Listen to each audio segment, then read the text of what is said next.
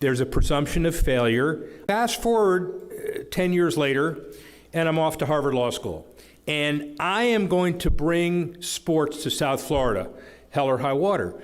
And so what is my first instinct? To reach out to then Florida Senator Bob Graham, state of Florida Senator. And he didn't know me from Adam. I'm some young punk from Northwestern University, and I'm going to go to Harvard. And he was Harvard, I'm Harvard, so, can I see him? We spent about 2 hours in Miami Lakes. And he said, look, I understand what you're going to try to do, and I'm not going to try to sugarcoat it, but it's going to be difficult. There's a presumption of failure. I can list you the 18, we went through them together, failed stadiums, arenas, teams, franchises, 50s, 60s, 70s, and this is going to be another one, but you're going to have to take 8 steps up to get 7 steps back and maybe net positive. Second, everybody's a transplant, either from Havana or New York or everywhere in between. And if, by the way, you're a fan, you're not from Pittsburgh and a Steeler. You're not from Chicago and a Bear fan.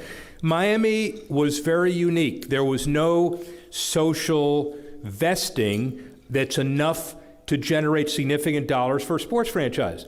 And then number 3, which is something that I scoffed at, but then, aged 50 years over the first couple of years when I came back, was he said in his own way, politics are kind of turbulent here in South Florida. The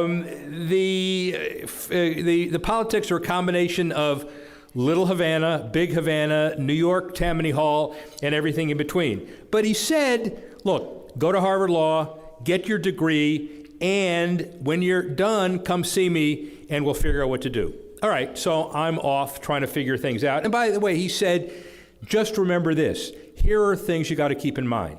Be honest, persevere, be tenacious, have a passion, and listen, because you can do the most good for the most people. A common theme.